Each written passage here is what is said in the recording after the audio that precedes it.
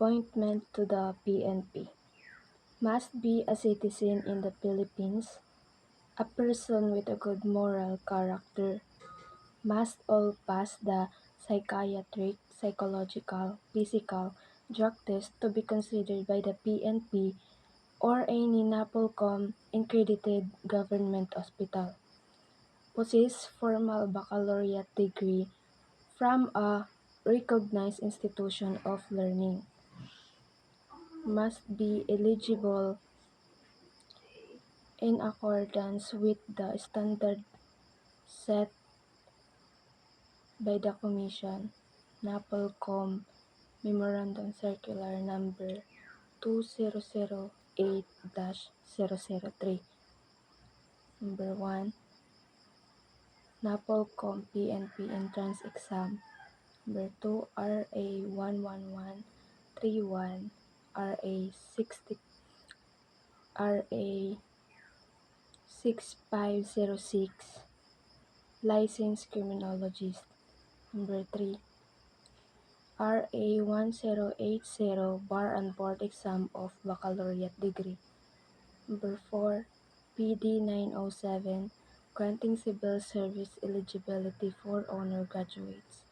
Number 5, Civil Service Professional. Number 6, must not have been dishonorable, discharged from a military employment or dismissed for cause from a civilian position in the government. Number 7, must not be convicted by a final judgment of offense or crime involving moral turpitude. Number 8, must be at least 1.62 meters for male, 1.57 meters for female in the old height requirement, 1.57 meters for male, 1.52 meters for female, RA 111549 Section 2, the new height requirement. Number 9, must weigh not more or less than 5 kg from the standard weight BMI. Number 10, new applicant must be at least 21 to 30 years of age.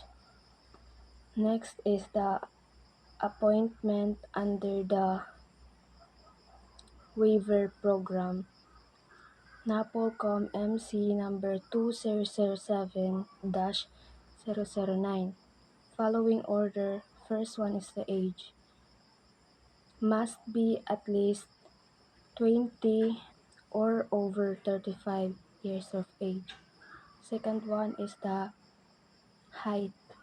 Automatically granted to applicants belonging to cultural communities. Number duly certified from Office of Muslim Affairs, OMA and NCIP. OMA, it is the one who helped the Muslim Filipinos para makasulod it serbisyo bisan waray civil service eligibility bilang pagkilala at ira kultura. Same giha pa NCIP, pero it ira kimbubuligin NCIP is indigenous people.